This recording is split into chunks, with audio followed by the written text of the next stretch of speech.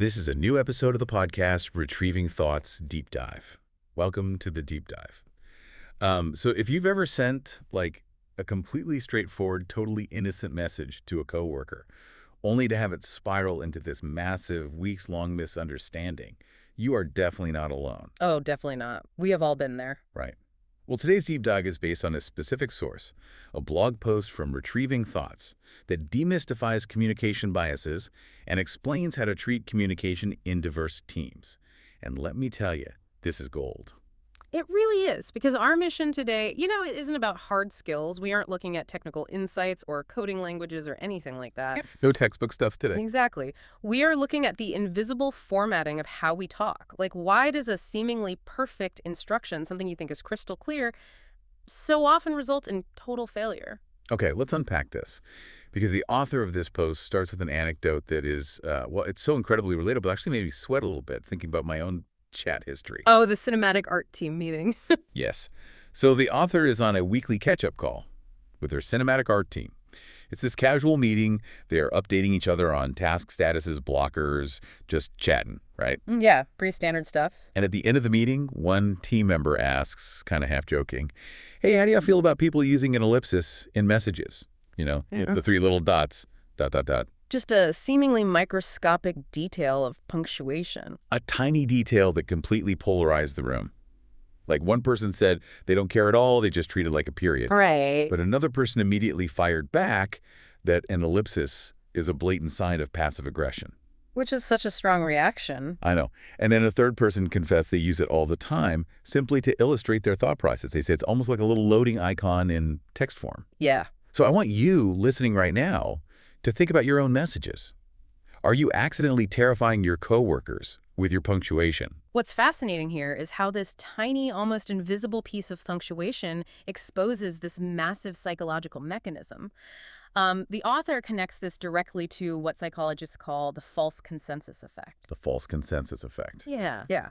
But to understand why this happens, we have to look at how our brains process information. Our brains are incredibly lazy. They just want to conserve energy. Sure, they take shortcuts. Exactly. So instead of evaluating every single person's unique background, your brain uses your own reality as the default blueprint for humanity. So we basically walk around assuming everyone else's brain is running the exact same operating system. And that cognitive shortcut is the false consensus effect. We naturally assume others share our beliefs, our background context, and our interpretations. The dangerous part is what happens when someone deviates from that blueprint. We don't pause and think, oh, they have a different perspective. Right. Our brain flags it as an error. We instantly think they are wrong. Which is exactly how you end up staring at a text message from your boss that just says, sounds good, with an ellipsis, and spending 3 hours wondering if you need to update your resume. Yeah, and we don't even realize we're doing it. We really don't. And the author uses a fantastic visual to illustrate this bias. There's this optical illusion meme in the post where two people are standing on opposite ends of a set of long rectangular blocks on the floor. Oh, I love this one. Yeah, the person on the left points and says 4, because from their specific angle, they clearly see 4 distinct block ends. But the person on the right points at the exact same object and says, no, 3, because from their vantage point, the lines converge into only 3 ends. Right, because they are looking at the exact same objective reality, but their unique vantage points force them to process totally different facts. Neither is lying and neither is wrong. Exactly. The source actually has another meme that I absolutely love. It's a drawing of a big, happy golden retriever and a tiny little dog, and they're both staring at a puddle on the ground. The thought bubble asks, how deep is a puddle? And the tiny dog says, depends on who you are asking. Yes. It's such a simple image, but so effective. It's a brilliant metaphor for capacity. We all overcome obstacles in different ways based on our own size, our background, our resources. To the golden retriever, that puddle is just a fun splash zone. But to the small dog, it's a deep, terrifying obstacle that requires a totally different crossing strategy. Exactly. But the gap in perception isn't just about how big a puddle is. It's about how we transmit information across that puddle. It makes me think of tuning an audio mixing board, honestly. Oh, that's a good way to look at it, like EQ setting. Yeah, it's like we're all operating on completely different frequencies with our equalizer set totally differently. Like, if I'm broadcasting a joke on the Sarcasm FM dial, but my coworker's receiver is strictly tuned to literal interpretation AM, they aren't just missing the joke. They're just hearing static. Right. They are hearing static. And in a professional environment, static often sounds like aggression. Which makes me wonder, if we're all wired so differently, isn't it a miracle we ever get anything done at all? It really is. And if a tiny dot, like an ellipsis, can cause this much static among people who share a language and sit on the exact same art team, imagine the absolute chaos when you introduce completely different cultural operating Oh, systems. wow, yeah. The friction scales up massively at that point. Hmm. I know the author references Aaron Meyer's book, The Culture Map, to show how these individual quirks compound into these massive cultural blueprints. Yeah, Meyer's framework is incredibly useful. It basically maps out how different cultures encode and decode information. Hmm. So you have low context cultures like Germany, the US, or the Netherlands, where communication is very direct and explicit. Meaning, if they say, this needs improvement, they mean exactly that. Exactly. But then you have high context cultures like Japan, China, or France that rely heavily on implied meaning and tone. In those cultures, someone saying it's interesting often secretly means this is not good. Oh man, that is a trap waiting to happen. And it does happen. The source uses a really painful, real-world example of this collision. It was between a Danish game developer and an Argentinian 3D artist. Oh, I remember this. The Danish developer is coming from a low-context culture, right? Where words are treated essentially as data and directness is valued. Yes, and the Argentinian artist comes from a high-context culture where implied meaning, tone, and reading the room carry the actual weight of the message. This story actually hurt to read. Ah. So the Danish developer wants to give critique, but he tries to soften the blow by joking around. He tells the Argentinian artist that the 3D model is not exactly what we envisioned, but it's all right, I guess. So the Danish developer assumes the words, not exactly what we envisioned, deliver the necessary data to prompt a revision. But the artist is reading the tone. Because the Danish dev used a soft, joking delivery, the artist encoded the phrase, all right, I guess, as an approval to move forward. And it was a total disaster. The asset was finalized without the required changes, and nobody was happy with the final result. See, this is where I have to jump in. Because looking at this interaction, it completely cements my belief that low-context communication is objectively superior. Objectively superior. Wow, okay. That is a remarkably bold claim. But it is. It's the only logical way to run a business. High-context communication, all this reading between the lines and guessing at implied meaning, it's just a recipe for massive inefficiency. I strongly, strongly disagree with you there. We aren't running a therapy session, we're shipping a product. Yeah. If the Danish dev had just said, this model is wrong, fix the lighting and the texture, the asset would have been done. Why are we playing guessing games at work? Everyone should just say exactly what they mean so we stop wasting time. You are falling victim to the exact cultural bias the author is warning us about right now. How is clarity a bias, though? Clarity is clarity. Because you are looking at efficiency through a strictly American low-context lens. Go ahead. You're assuming that bluntness operates in a vacuum, and it doesn't. You are confusing clarity with bluntness. No, listen, clarity in Tokyo looks completely different than clarity in Berlin. If you force an American-style blunt critique on a colleague from an Asian or Middle Eastern culture, it is not perceived as efficient. It triggers what we call negativity bias. Okay, but isn't that just people being overly sensitive? Not at all. Negativity bias isn't just being pessimistic, it's an evolutionary survival tool. Your brain is literally wired to treat ambiguity and social friction as a threat. A physical threat. Yes, when a high-context coworker receives a blunt, low-context message, their brain doesn't think, oh, cultural difference. It registers a social threat. It triggers a physiological fight-or-flight response. But protecting feelings over fixing the actual product just leads to bad products. The 3D model failed because they weren't direct. The subtle response from a high-context culture isn't about protecting feelings, though. It's about relationship preservation. In those cultures, the social cohesion of the team is the engine that actually drives the work. Okay, I think I see where you're going with this. Right. If you damage the relationship with bluntness, you destroy the engine.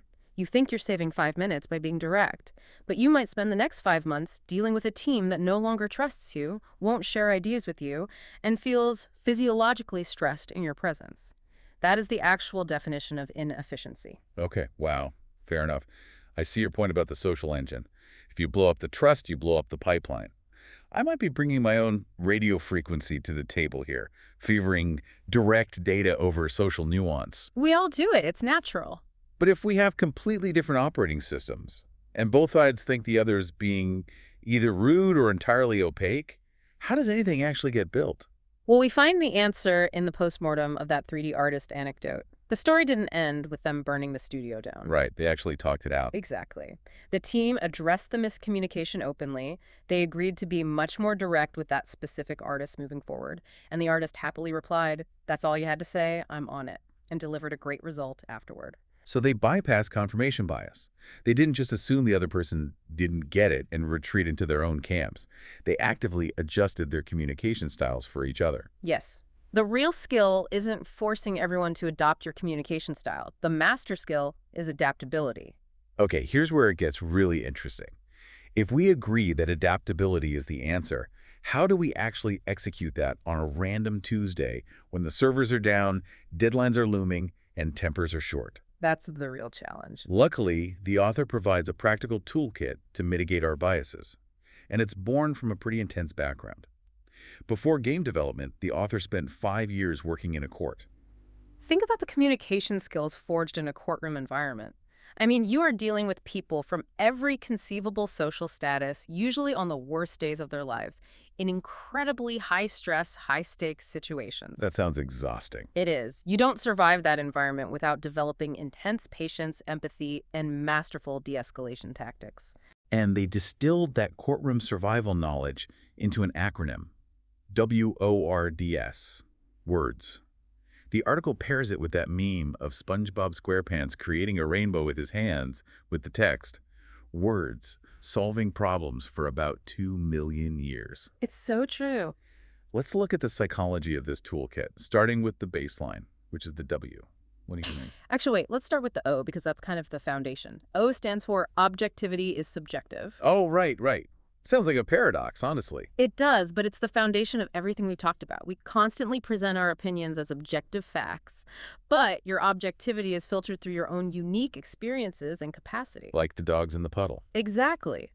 The golden retriever and the small dog both objectively see a puddle, but their subjective reality of crossing it is vastly different. If you want a diverse team to understand your vision, you have to remember that they don't share your internal logic. You cannot assume your obvious is their obvious. Which makes the W and the D in the acronym incredibly crucial. W is, what do you mean? And D is, don't assume, ask questions.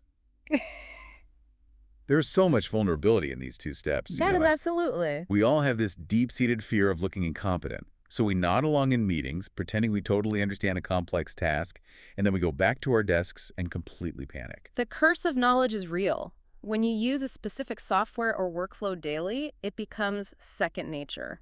You unconsciously assume everyone else in the company possesses that exact same contextual knowledge. The author gives a great little shout out in the text regarding this, literally writing, "Do you copy, Murad?" It's a playful reminder to just check the radio signal. Confirm that the person on the other end actually possesses the knowledge you think they do. And on the flip side, the author is urging us to push past the fear of looking silly. If you sense friction in a text message or you don't fully grasp an instruction, just ask, "What do you mean?" Because chances are, half the room is sitting there with the exact same question, too afraid to ask.